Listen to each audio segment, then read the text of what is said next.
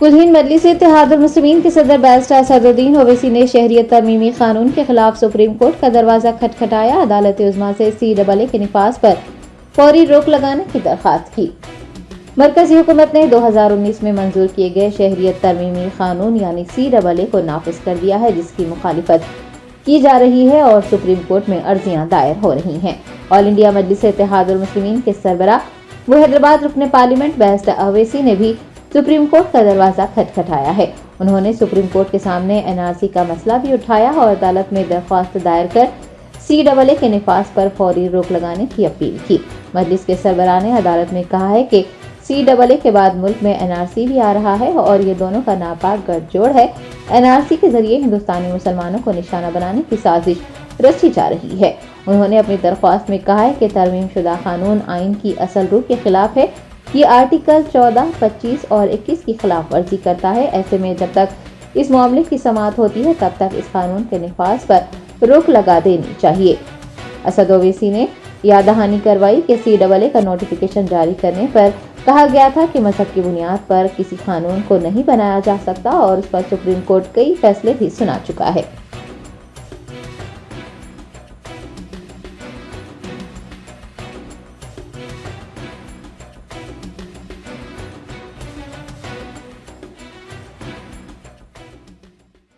तो हमने supreme court को पहले ही हमारा केस सुप्रीम कोर्ट में है। उस वक्त गवर्नमेंट ऑफ इंडिया के काउंसिल ने कहा था कि गवर्नमेंट ऑफ इंडिया ने अभी रूल्स नहीं बनाए हैं, तो इसलिए अभी इस पर कोई बहस करना बहुत जल्दी होगा। अब जबकि मोदी हुकूमत ने CAA के रूल्स बना दिए हैं तो सुप्रीम कोर्ट जाना एक अर्जेंसी है, वक्त का अहम तकाजा है, क्योंकि अगर ये सरकार सिटीजनशिप देना शुरू कर दे एक अनकॉन्स्टिट्यूशनल लॉ पर जिसको एक रिलीजन के ऊपर बनाया गया है, तो इससे नुकसान हो सकता है। नुकसान ये है कि सुप्रीम कोर्ट मॉनिटर्ड एक NRC आसाम में हुआ जिसमें 19 लाख लोगों के नाम नहीं आए। उसमें से करीब 1 लाख के करीब मुसलमान हैं, बाकी नॉन मुस्लिम्स हैं। अगर आप इस लॉ के उस रूल्स के तहत उन तमाम लोगों को दे देंगे सिटीजनशिप जिनका रिलीजन इस्लाम नहीं है, तो ये बड़ा ही नाइंसाफ़ी होगी उन लोगों के लिए, उन मुसलमानों के लिए जिनका नाम नहीं आया। दूसरा इम्पॉर्टेंट पॉइंट ये है कि सुप्रीम कोर्ट ने 1960s या 70s में एक जजमेंट में कहा था कि अगर कोई एल्योरमेंट आप देते हैं किसी को अपना रिलीजन बदलने के लिए तो वो भी एक क्राइम है। अब ये सरकार ये कह रही है कि अगर आपका रिलीजन इस्लाम है या आप मुसलमान हैं तो आपको सिटीजनशिप नहीं दी जाएगी, अगर आपका रिलीजन इससे हटकर होगा तो हम दे देंगे। तो ये भी एक किस्म का एल्योरमेंट है। इसीलिए हम सुप्रीम कोर्ट के पास गए हैं और सुप्रीम कोर्ट से हमारे फाजिल वकील जनाब निज़ाम पाशा साहब हैं और हमको उम्मीद है कि सुप्रीम कोर्ट इस पर देखेगा।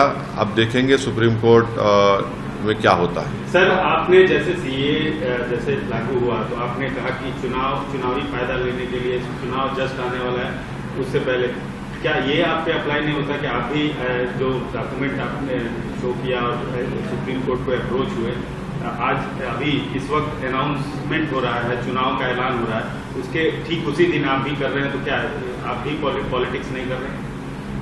देखिए, मैं एक पॉलिटिशियन हूं, मैं कोई फिलोसोफर नहीं हूं, नंबर 1। दूसरी बात यह है कि यह कानून पास हुआ था 2019 में। रूलिंग पार्टी नरेंद्र मोदी प्रधानमंत्री की सरकार ने इसको पास किया, तो वो लोग इसको दबा के रखे अपने पास, अपने बगल में दबा के रखे, और जैसे ही उनको मालूम था कि 1 हफ्ते के अंदर election commission of India Lok Sabha के चुनाव की डेट्स अनाउंस करेगा, उन्होंने रात में ये रूल्स का ऐलान कर दिया। जब सरकार चुनाव को सामने रखकर फैसला ले रही है तो ये बहुत गलत बात है कि आप मुझसे सवाल कर रहे हैं कि मैं सुप्रीम कोर्ट क्यों जा रहा हूं। जब कोई रूल्स बनाती है सरकार तो मुझे सुप्रीम कोर्ट जाना पड़ेगा ना। मैंने तो उस कानून को लोकसभा में इस बिल को फाड़ा था जिसको अनकॉन्स्टिट्यूशनल काला कानून कहा था।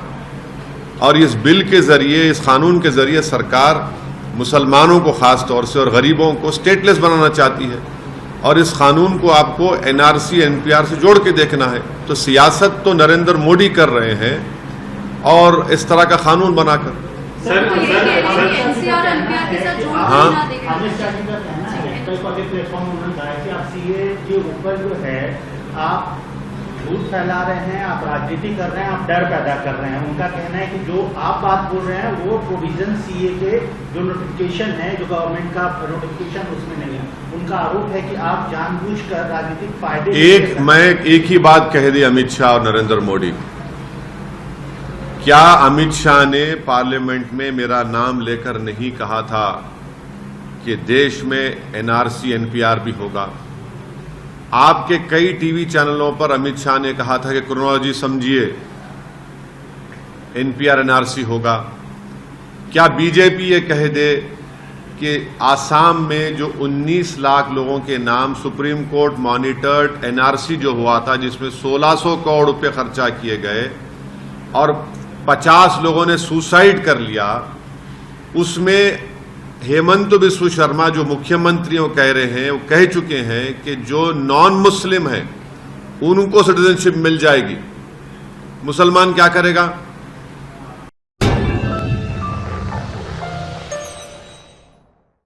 Asif sweets and bakers, Asif Nagar main road और branch blue moon sweets and bakers Tappa Chabutra हर साल की तरह इस साल भी रमज़ान के मौके पर रोज़ेदारों के लिए पेश कर रहे हैं 4 गोश्ता और असली घी में तैयार करदा 100% हाइजीन आसिफ रमज़ान स्पेशल हलीम, जो शब मेराज और शब बारात के मौके पर भी दस्तयाब रहेगी। एक बार खाएंगे तो बार बार चाहेंगे। आसिफ स्वीट्स एंड बेकर्स की खुसूसियत